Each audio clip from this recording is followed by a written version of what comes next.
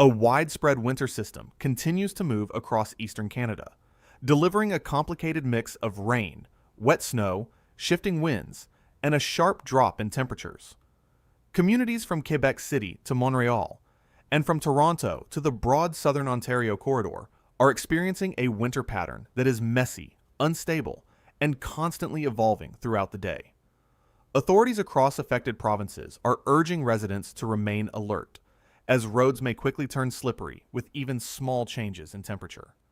Today's conditions illustrate how early season winter weather in Canada often arrives not with a single dramatic storm,